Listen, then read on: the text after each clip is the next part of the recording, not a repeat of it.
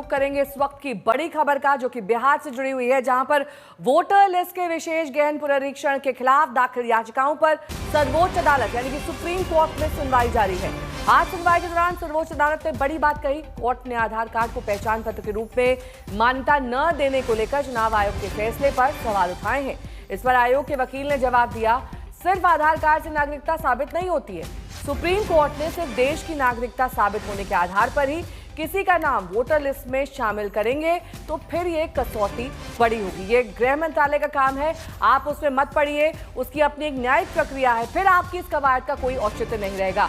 आयोग के वकील ने कहा कि आरपी एक्ट में भी नागरिकता का प्रावधान है, तो सुप्रीम कोर्ट ने इस पर कहा कि आपको अगर ये करना है तो फिर इतनी देरी क्यों की गई, ये चुनाव से ठीक पहले नहीं होना चाहिए।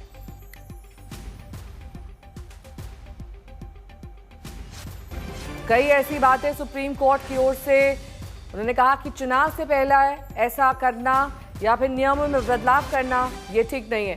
तेजस्वी ने इस पूरे मामले पर क्या कुछ कहा, सुनिए। अपने पक्ष को रखा है, अब देखते हैं कोर्ट में क्या जो भी होगा, कोर्ट का जो निर्णय होगा उसको हम देखेंगे।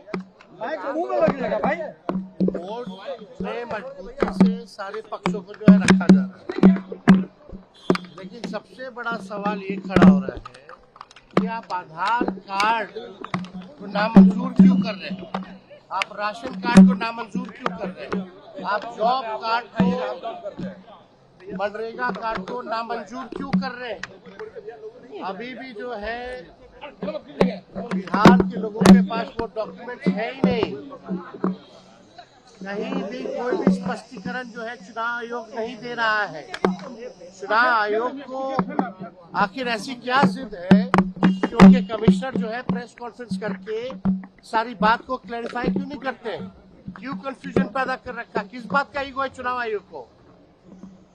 ये तो लग रहा है कि बीजेपी के जो पार्टी का सेल है उस हिसाब से चुनाव आयोग जो है काम कर रहा है। संजय शर्मा मेरे सहयोगी जुड़ गए हैं तमाम जानकारी के साथ। संजय, देखिए, लड़ाई जिस बात पर टिकी हुई थी, अब सुप्रीम कोर्ट की टिप्पणियों से तेजस्वी यादव को भी काफी बल मिल रहा है।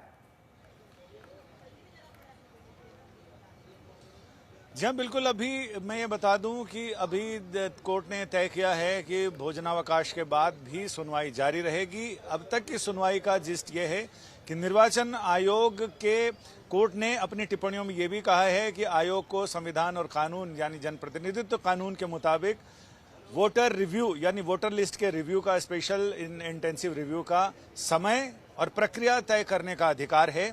याचिकाकर्ताओं ने यह कहा कि आधार को क्यों नहीं शामिल किया। इस पर चुनाव आयोग से ये सवाल पूछा कोर्ट ने कि आखिर आधार शामिल क्यों नहीं है, तो इनका ये कहना था कि सुप्रीम कोर्ट ने ही जजमेंट दिया है कि आधार पहचान का दस्तावेज तो है लेकिन नागरिकता का प्रमाण नहीं है।